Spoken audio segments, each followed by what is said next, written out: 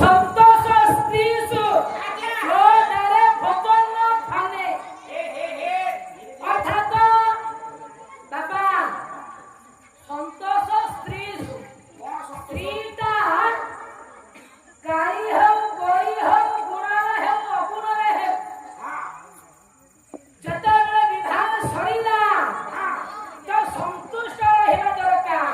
ସେ କେମିତିଆ ହଉ ସନ୍ତୁଷ୍ଟ ହବ ହଁ ମୋ ସ୍ତ୍ରୀ ଉପରେ କଣ ସନ୍ତୁଷ୍ଟ ହେଇପାରୁଛି କି କାହିଁକି ତା ରୂପକୁ ମୁଁ ଦେଖିବି ରାତିରେ ତୁ ବେହୋସ ହୋଇପଡ଼ିବି ତା ରୂପଟା ହେମିତିଆ କେମିତିଆ ବାପା ଉପରେ ବିଶ୍ୱାସ ରଖିଲି ବୋଉ ଉପରେ ବିଶ୍ୱାସ ରଖିଲି ମୁଁ କହିଲି ତମେ ଯାହା ଝିଅ ଦେଖିକି ଆସିବ ମୁଁ ତ ଦେଖିବାକୁ ଗଲି ନାହିଁ ତ ସେ ଏମିତିଆ ଗୋଟେ ଝିଅ ଦେଖିଲେ ତାକୁ ଦେଖିଲେ ତୁ ବେହୋସ ହୋଇପଡ଼ିବୁ କେମିତିଆ କହିବି ଆଲୋ ତିନିଟା କଥା ଜଣେଇ ଦାସ କହିଛନ୍ତି ଚଳେଇବା ଦରକାର।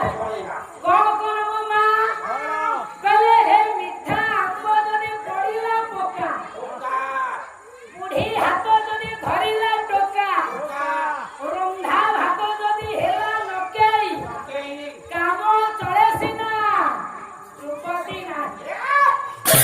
ଖାଲି ମାମ ଘରେ କାମ ଚଳି ଯାଉଛି ନା ମୁଁ ଆଶା ତା ମାନେ ତମକୁ ବିବାହ ଦେବା ପାଇଁ ତମ ବାପା ଗୋଟେ ଭଲ ଝିଅ ଠିକ କରିନାହାନ୍ତି। ଭଲ ଝିଅ ଠିକ କରିଦେଲେ ତାକୁ କଣ ବାହାଘର କଲେ କି ଆଉ ତା ଭଉଣୀକି ବାହାଘର କରିଦେଲେ ଆଚ୍ଛା ଆଚ୍ଛା ତା ରୂପଟା କେମିତି ଜାଣିବ କେମିତିଆ କହିଲ କୋଟି ଟାଙ୍କି ଘୋଟି ଟେକି କୁକୁର ଟେକି ଛୋଟି କୋଡ଼ି ଭଳିଆ ତ ରାସ୍ତାରେ ଏମିତି ତେଣୁ ଶୁଣ ସ୍ତ୍ରୀଟା ମୋର ଭଳି ହେଇଥାଉ ସନ୍ତୁଷ୍ଟ ହେବା ଦରକାର।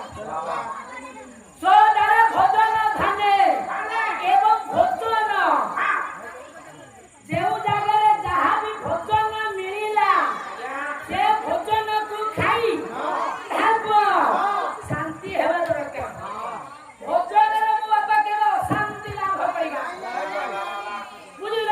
ଯୋଉଠି ଜାଣି ଭାତ ମିଳୁ ଯୋଉଠି ମାଛ ମାଂସ ମିଳୁ ଯୋଉଠି ପନିର ତରକାରୀ ମିଳୁ ଯାହା ମିଳୁ ଯୋଉଠି ଯାହା ଭଗବାନଙ୍କ ଦ୍ୱାରା ମିଳିଲା ଶାନ୍ତି ହେବା ଦରକାର। ଧନ୍ୟ କହିଲେ ଧନ୍ୟ ଦିନ ସାରା ମଧ୍ୟରେ ଯାହା ଧନ ଉପାର୍ଜନ କଲେ ସେତିକିରେ ଆଗେ ଶାନ୍ତି ହେବା ଦରକାର। ଆଉ ଅଧିକ ପାଇବା ପାଇଁ ଆଶା ନ କଲେ ଭଲ।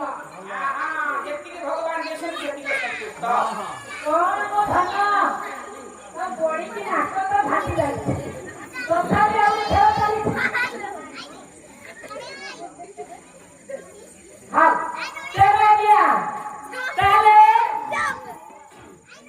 ଅର୍ଥାତ ଇଏ ତିନୋଟି ଜିନିଷ ବାପା ଶାନ୍ତି ହବା ଆଉ ଅଶାନ୍ତି ହେବା କେଉଁଥିରେ କୋଉ ତିନିଟା ଜିନିଷରେ ଅଶାନ୍ତି ହେବା ସବୁବେଳେ କହିଲେ ଦାନ କରିବାରେ ପାତ୍ରରେ ଦାନ କରିବାରେ ଆଉ ଦେଇଥାନ୍ତି ଆଉ ଦାନ କରିଥାନ୍ତି ଏଥିରେ ଆଜ୍ଞା ଅଶାନ୍ତି ହେବା ଦରକାର।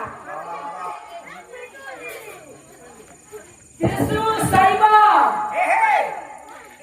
ଦାନ ଅର୍ଥାତ ଦାନ କରିବାରେ ଆଉ ଗୋଟେ ଅଧ୍ୟୟନ କରିବାରେ ପାଠ ପଢିବାରେ ବେଦ ବେଦାନ୍ତ ପଢିବାରେ ସେଥିରେ ଆଜ୍ଞା ଅସନ୍ତୁଷ୍ଟ ହେବା ଦରକାର।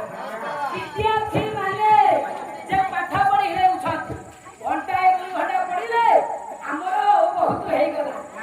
ଆଜି ସାର୍ ଆସିକି ଫେରିକି ଗଲେ ଇଏ ପିଲାମାନେ ସ୍କୁଲ ଗଲେ କଣ ଦରକାର ଆମ ଗାଁ ଲକ୍ଷ୍ମୀ ପୂଜା ହଉଛି କଣ ସାର ଜାଣିନଥିଲା ସେଟା ଆଉଥିଲେ ସ୍କୁଲକୁ ଓ ଭାଇ ଆଉଥିଲେ ଦେଖୁଛ ମୋ ଧନ ଆଜି ସ୍କୁଲରେ ସାର୍ ଫେରିକି ଗଲେ ହଁ ତମେ ସ୍କୁଲ କାହିଁ ଗଲନି? କାହିଁ ସେ ଆଉଥିଲେ ସାର ସାର୍ କାହିଁ ଆଇଥିଲେ ଦେଖୁଛ ସାର୍ ପିଠି ଚିଲେଇ ହଉକା ସାର୍ କଣ ପାଇଁ ସେ ଆଉଥିଲେ ହଉ ତେଣୁ ପାଠ ପଢିବାରେ କେବେ ଅସନ୍ତୁଷ୍ଟତା ଲାଭ କରିବେ। ପଢିବେ ବୋଲି ଆଜି ଆଗ୍ରହ ରଖିଲେ ସବୁବେଳେ ପାଠ ପଢାରେ ଲକ୍ଷ୍ୟ ରଖିଲେ ନିଶ୍ଚୟ ଆମେ ବଡ ମଣିଷ ହୋଇପାରିବା। ବିଦ୍ୟା ମହାଜନ ବାଳକ ପରେ ଉପାର୍ଜନ ତେଣୁ ମହା